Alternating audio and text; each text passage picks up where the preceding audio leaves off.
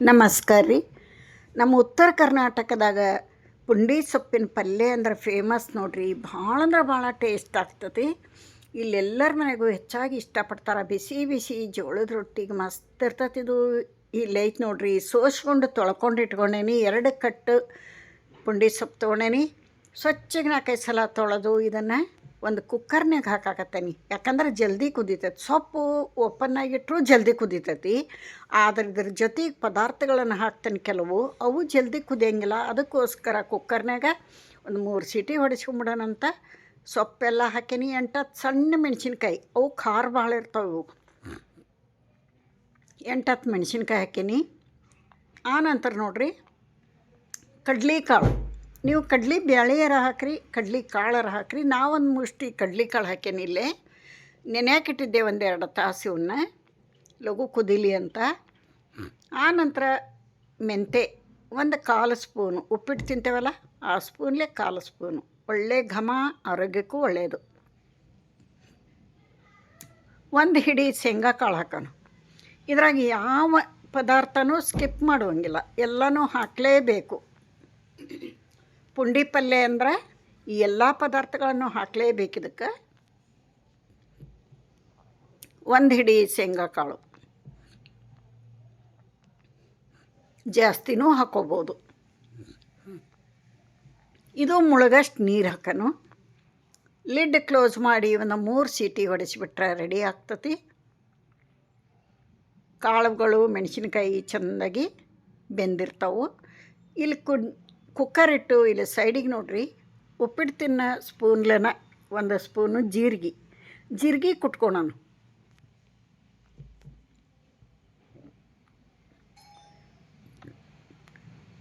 ತರಿಯಾಗಿ ಜೀರಿಗೆ ಕುಟ್ಕೊಳೋಣ.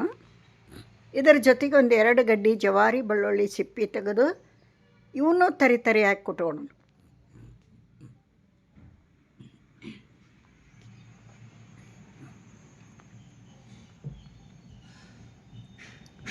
ಆನಂತರ ಇಲ್ಲಿ 3 ಸೀಟಿ ಹೊಡೆದಿದ್ದು ರೆಡಿ ಆಗೈತಿ.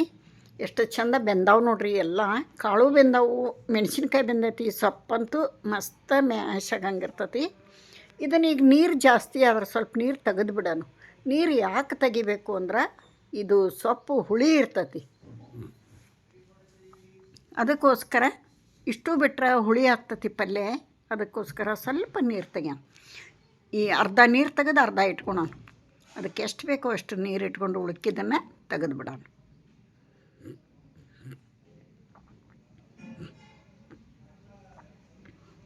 ನೋಡಿರಿ, ಎಷ್ಟು ಬೇಕಷ್ಟು ನೀರು ಇಟ್ಕೊಂಡಿದ್ರಾಗೆಲ್ಲನೂ ಮತ್ತೆ ಹಾಕ್ಕೊಂಡು ಇದನ್ನು ಮ್ಯಾಶ್ ಮಾಡೋಣ. ಈಗ ಸ್ಪೂನ್ಲೆ ಸ್ವಲ್ಪ ಮ್ಯಾಶ್ ಮಾಡಿಬಿಡೋಣ. ಸೊಪ್ಪಷ್ಟ ಮ್ಯಾಶ್ ಆಕೈತಿ, ಕಾಳೇನಾಗಲ್ಲ. ಮೆಣಸಿನ್ಕಾಯಿ ಸೊಪ್ಪು ಮ್ಯಾಶ್ ಆದ್ರೆ ಸಾಕು. ಎಷ್ಟು ಸೂಪರಾಗಿ ಬೆಂದೈತೆ ನೋಡ್ರಿ. ಬೆಣ್ಣೆದಂಗೆ ಆಗೈತಿ. ಏನು ರುಚಿ ಅಂತೀರಿ ಪುಂಡಿ ಸೊಪ್ಪು. ಒಂದು ಸಲ ಮಾಡ್ಕೊಂಡು ತಿನ್ನಿರಿ. ಇದು ಉತ್ತರ ಕರ್ನಾಟಕದಾಗ ಮಾಡುವಂತಹ ಪುಂಡಿ ಸೊಪ್ಪು. ಮಲೆನಾಡ್ದಾಗ ಮಾಡೋದು ನೋಡಿ, ನಾನು ಎಲ್ಲ ಥರ ಕಾಳು ಹಾಕಿ ಎಲ್ಲ ಥರ ಸೊಪ್ಪು ಹಾಕಿ ಮಾಡ್ತಾರೆ. ಅದು ಮಲೆನಾಡದ್ದು.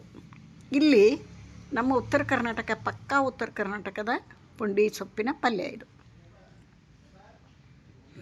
ನೋಡ್ರಿ. ಇದು ಮ್ಯಾಶ್ ಮಾಡಿದೆ ಸ್ವಲ್ಪ ಸಾಕು. ಕಾಳುಗಳೆಲ್ಲ ಹಂಗೆ ಇರ್ತಾವೆ. ತಿನ್ನೋವಾಗ ಅಲ್ಲೆಲ್ಲೇ ಬಾಯಾಗೆ ಬಂದ್ರೆ ಭಾಳ ಟೇಸ್ಟ್ ಅನ್ನಿಸ್ತತಿ. ಆನಂತರ ಇದಕ್ಕೆ ಜೋಳದ ನುಚ್ಚು ಹಾಕ್ತಾರೆ, ಜೋಳದ ಹಿಟ್ಟು ಹಾಕ್ತಾರೆ, ಅಥವಾ ಉಪ್ಪಿಟ್ಟಿನ ರವೆ ಹಾಕ್ತಾರೆ. 3ರಾಗ 1 ಹಾಕಬೇಕು. 2 ಟೇಬಲ್ ಸ್ಪೂನ್ ತೊಗೊಂಡು ನೀರೊಳಗೆ ಕಲಿಸಿ ನಾ ಜೋಳದ ಹಿಟ್ಟು ಹಾಕೇನಿಲ್ಲಿ ಚೆಂದಾಗಿ ಮ್ಯಾಚ್ ಇದ್ರಾಗ ಕೂಡ್ಕೋತದವು.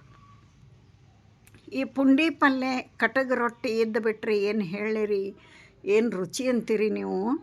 ಕಡಿ ರೊಟ್ಟಿ ಇರಬೇಕು. ಈ ಖಡಕ್ ರೊಟ್ಟಿ ಅಂತೀವಲ್ಲ, ಭಾಳ ಅಂದ್ರೆ ಭಾಳ ಟೇಸ್ಟ್. ಬಿಸಿ ರೊಟ್ಟಿಗೂ ಅಷ್ಟೇ ರುಚಿ.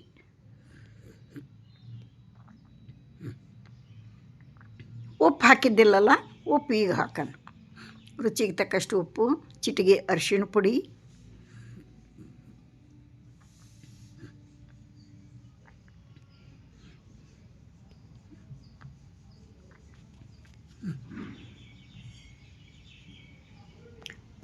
ಆನಂತರ ಇವಾಗೇನು ಅಬಡ ಜಬಡ ಜಜ್ಜಿಟ್ಟಿದ್ದೀವಲ್ಲ, ಬೆಳ್ಳುಳ್ಳಿ ಜೀರಿಗೆ ಹಾಕೋಣ.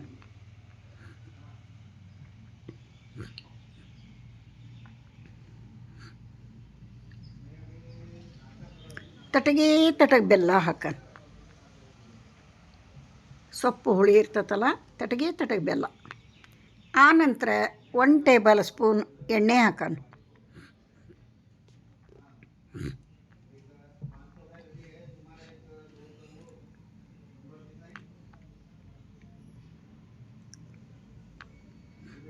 ಒಂದು ಟೇಬಲ್ ಸ್ಪೂನ್ ಎಣ್ಣೆ ಹಾಕಿ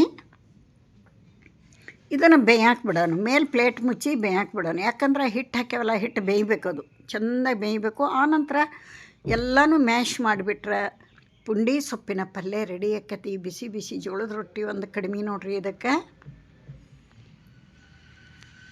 ಯಾರೆಲ್ಲ ವಿಡಿಯೋ ನೋಡಕತ್ತೀರಿ, ಇಷ್ಟ ಆದ್ರೆ ಒಂದು ಲೈಕ್ ಕೊಡ್ರಿ. ಹೊಸಬ್ರು ಯಾರಾದರೂ ಚಾನಲಿಗೆ ಭೇಟಿ ಕೊಟ್ಟಿದ್ರೆ ಪ್ಲೀಸ್ ಸಬ್ಸ್ಕ್ರೈಬ್ ಮಾಡ್ಕೊಂಡು ವಿಡಿಯೋ ನೋಡ್ರಿ ಅಂತ ತಮ್ಮಲ್ಲಿ ರಿಕ್ವೆಸ್ಟ್ ಮಾಡ್ಕೋತೀನಿ. ನಿಮ್ಮ ಹೆಲ್ಪು ಸಪೋರ್ಟು ನನ್ನ ಚಾನಲಿಗೆ ಬೇಕು ನೋಡ್ರಿ. ಮ್ಯಾಶ್ ಮಾಡೇನಿ, ಈಗ ಅದು ಸ್ಕಿಪ್ ಆಗೈತಿ.